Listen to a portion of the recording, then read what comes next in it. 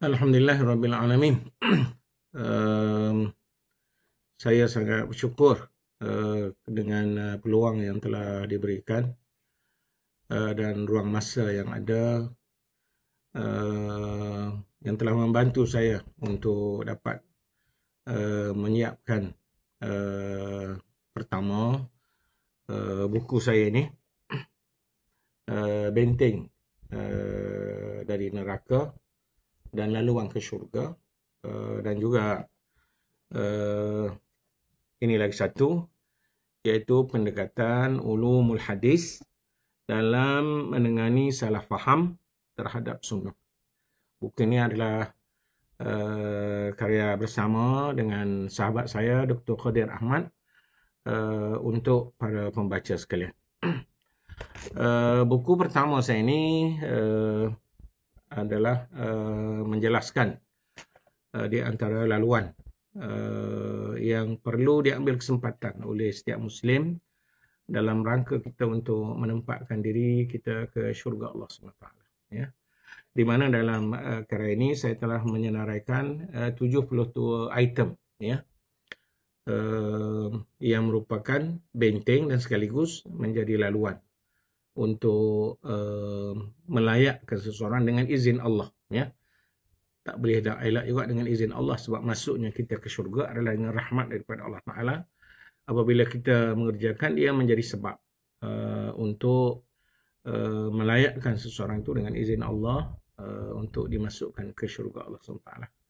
Jadi dalam kesempatan ini saya merayu mana-mana sahabat yang berhajat untuk mendapatkan kedua-dua buku ini supaya dapat menghubungi pejabat Persatuan Ulama Malaysia dan berhubung terus dengan rakan-rakan yang bersedia untuk melayani tuan-tuan semua. Mudah-mudahan dua karya ini menjadi jariah saya dan juga sahabat saya Dr. Khadir Ahmad di saat saya akan menghadap Allah Ta'ala dan menghadap Allah SWT nanti, terus mendapat reward yang berterusan hasil daripada ilmu yang dimanfaatkan oleh semua sahabat-sahabat semua. Sekian. Assalamualaikum warahmatullahi wabarakatuh. Lupakanlah segala persengketaan, hubungkan kembali tali persaudaraan.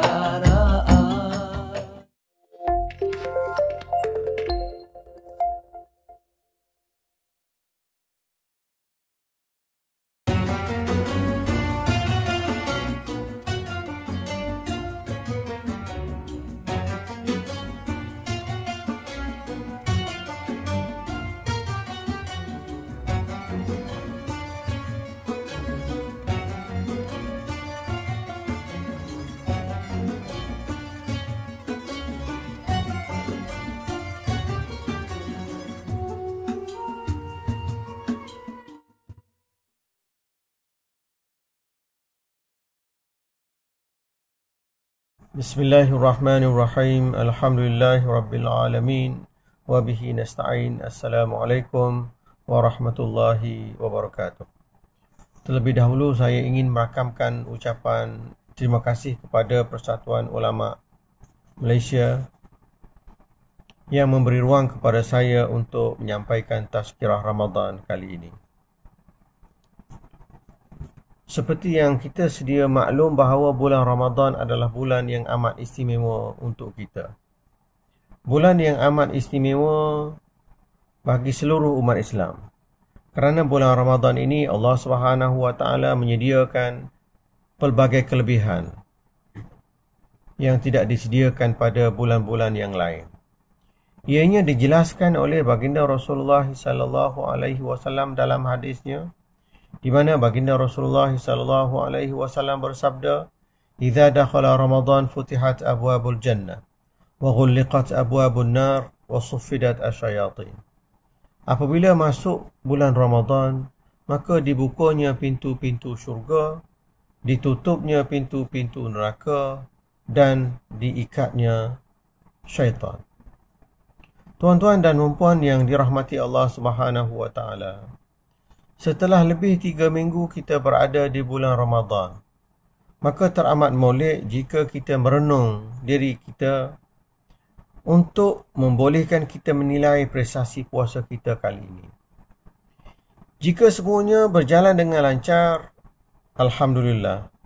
Tetapi jika di sana masih terdapat kekurangan, maka jadikanlah ruang masa yang berbaki ini untuk kita memperbaiki kelemahan diri dengan melipat gandakan usaha kita supaya ibadat puasa kita tahun ini dapat kita lakukan dengan sempurna seperti mana yang kita impikan. Tuan-tuan dan puan yang dirahmati Allah Subhanahu wa taala, bagi mencapai hasrat murni ini, maka sunnah Rasulullah sallallahu alaihi wasallam sudah pasti menjadi panduan kepada kita dalam mengisi hari-hari yang tersisa ini. Rasulullah sallallahu alaihi wasallam sangat giat beribadat di bulan Ramadan, melebihi ibadahnya di bulan yang lain. Khususnya ibadah Rasulullah sallallahu alaihi wasallam pada 10 malam terakhir. Pada 10 Ramadan terakhir, baginda Rasulullah sallallahu alaihi wasallam mengajak ahli keluarganya untuk meningkatkan amal ibadat kepada Allah Subhanahu wa taala. Idza dakhala al-ashru ahya al-laila wa ayqadha ahlahu wa shadda mi'zarahu. Apabila telah masuk 10 terakhir bulan Ramadan, maka baginda Rasulullah sallallahu alaihi wasallam menghidupkan malam, mengejutkan isterinya dan mengetatkan kainnya. Itulah gambaran tentang apa yang dilakukan oleh Rasulullah sallallahu alaihi wasallam khususnya pada 10 Ramadan terakhir.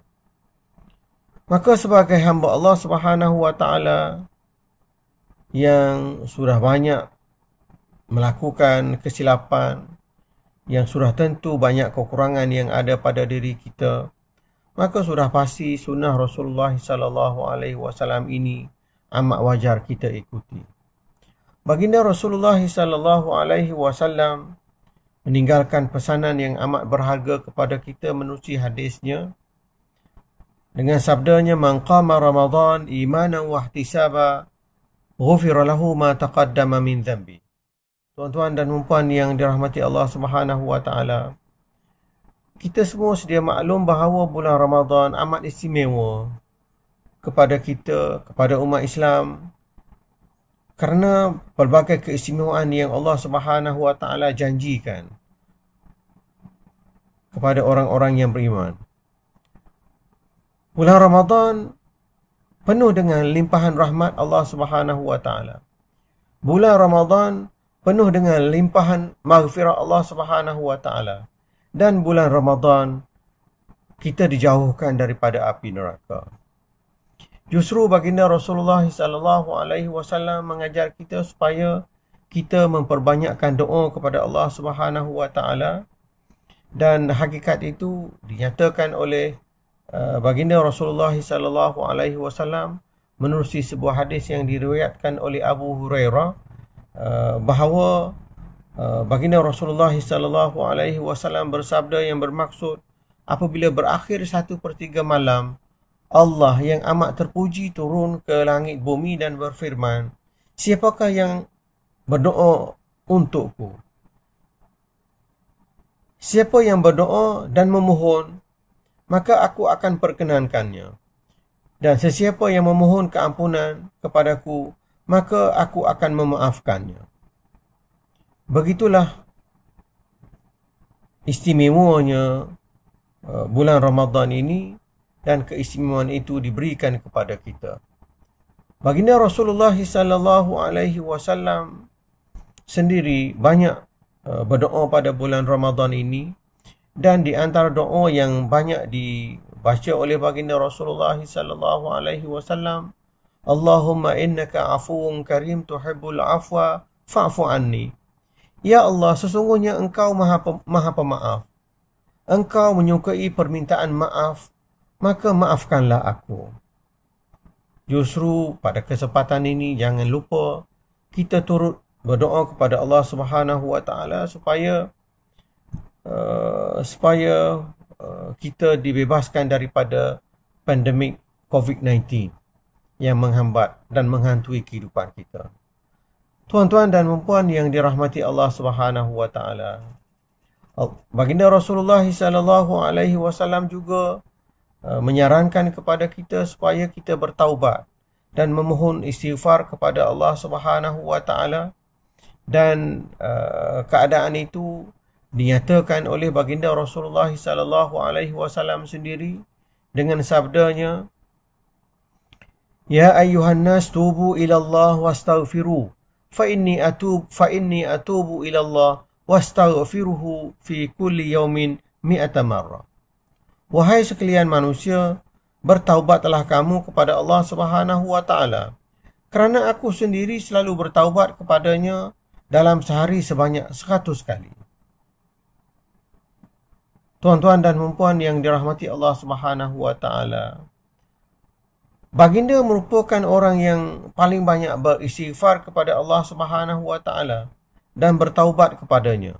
Meskipun baginda terpelihara daripada melakukan perbuatan dosa dan perbuatan mungkar. Apatah lagi kita yang umatnya sering melakukan perbuatan dosa, sering melakukan perkara-perkara yang melanggar titah perintah Allah Subhanahu wa taala, maka sudah pasti kita amat-amat perlu bertaubat dan memohon keampunan daripada Allah Subhanahu wa taala. Allah Subhanahu wa taala menyeru pelaku maksiat dari kalangan mereka yang tidak beriman dan orang-orang lain supaya mereka bertaubat dan kembali ke pangkal jalan. Allah Subhanahu wa taala menjelaskan bahawa Dia mengampuni dosa mereka yang benar-benar bertaubat kepada Allah Subhanahu wa taala. Sebagai contoh, dalam ayat yang ke-53 dari surah Az-Zumar, Allah Subhanahu wa taala berfirman, "Qul ya ibadiyalladzina asrafu ala anfusihim la taqnatu min rahmatillah. Innallaha yaghfiru dzunuba jami'a innahu huwal ghafurur rahim." Katakanlah, wahai hamba-hambaku yang melampaui batas terhadap diri mereka sendiri, janganlah kamu berputus asa dari rahmat Allah Subhanahu wa taala. Sesungguhnya Allah mengampuni dosa-dosa semuanya. Sesungguhnya Dia yang Maha Pengampun dan Maha Penyayang. Tuan-tuan dan puan yang dirahmati Allah Subhanahu wa taala, malangnya ada orang bersemangat di awal Ramadan, tetapi di pertengahan Ramadan dan di hujungnya mereka terkulai. Amat rugilah mereka ini. Semoga kita tidak tergolong dalam golongan mereka itu. Oleh itu, kita benar-benar mengharapkan agar kita diberi kekuatan oleh Allah Subhanahu wa taala untuk membolehkan kita terus bersemangat bermujahadah supaya kita mampu melakukan ibadat puasa pada tahun ini dan dengan bentuk yang sempurna, seperti mana yang kita rancang dan seperti mana yang kita impikan, dan itulah standard KPI yang kita cari. Aqul qawli hadza wa astaghfirullah li wa lakum. Wassalamualaikum warahmatullahi wabarakatuh. Ramadan, Ramadan, Ramadan ya Habib. Ramadan, Ramadan, laitaka